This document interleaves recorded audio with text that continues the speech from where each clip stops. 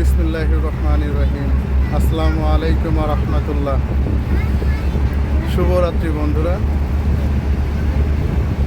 আল্লাহর রহমতে সব কিছু সুন্দরভাবে গোছগাছ করে কুয়াকাটার উদ্দেশ্যে যাত্রা শুরু করলাম।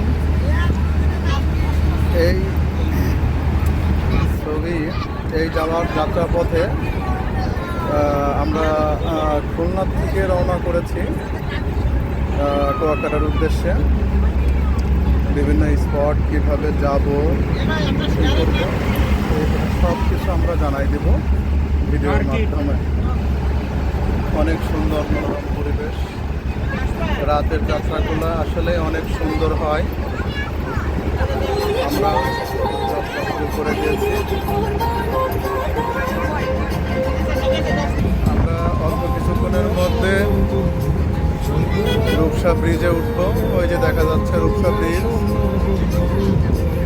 F6-এর অফিস। আমরা রূপসা ব্রিজের উপরে উঠে যাচ্ছি।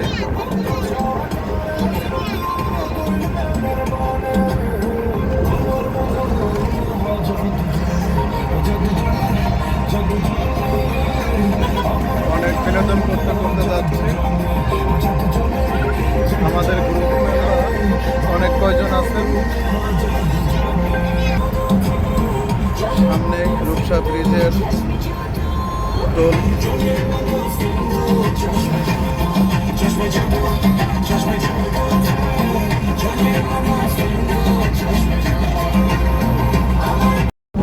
আমরা কিছুক্ষণের মধ্যে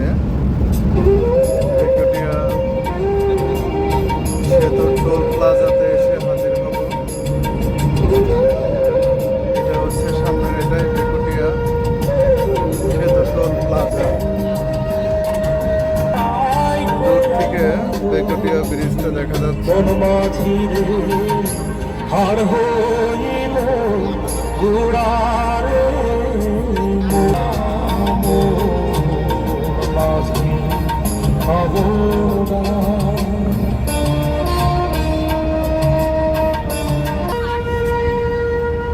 বেকুটিয়া ব্রিজের প্রবেশদ্বারের গেটটা অনেক সুন্দর।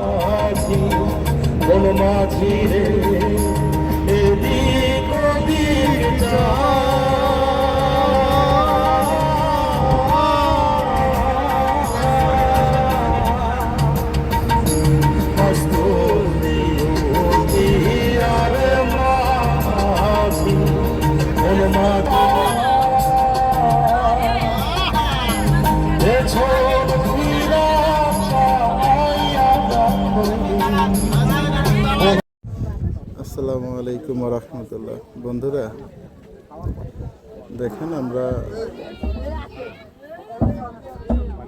নৌকার উপরে, তারা ঘুমাচ্ছে। আমরা অনেক উপরেতে। এটা মানুষের জীবন। জেলার আদমজি উপজেলা। সেদিন এক আত্মীয় বাচ্চা হওয়ার কথা। উনি আমার মায়ের চাচাতো বোন, অর্থাৎ আমার খালামণি ছিলেন। তখন আমি আমার নানি বাড়ির লোকজন গ্রামে ছিলাম। গ্রামের নাম কুসুমভূত অবস্থায় পড়ে আছে। চলছিল। আমার সাথে কান্না শুরু করে দিয়েছে এবং সবাই চাদর সরিয়ে বলে কি হয়েছে। আমি কথা না বলে কান্নার ছলে হাত দিয়ে সেই ভ্যানটির দিকে ইশারা করলাম। সবাই দেখে সেই ভ্যানের চালক সেখানে আশেপাশে নেই। এর পর দিন সকালে আমি আমার খালামণিকেও দেখতে চাইনি, কারণ আমরা যা দেখেছি তার। অবশেষে আমরা চলে আসলাম। সামনে যেইটা দেখতেছেন ওটা হচ্ছে রাখাইন পল্লীর যেই মাঠটা, ওইটা। এই সামনে এসে আমরা আমাদের আগের থেকে রিজার্ভেশন দেওয়া ছিল হোটেল গ্রাভার ইনে। আমরা চলে এসেছি গ্রাভার ইনে। যদিও আমরা এখনই সিট পাবো না। গ্রাভার ইনটাতে আমি আগেও থেকেছি। অনেক সুন্দর এবং মনোরম, এবং এনাদের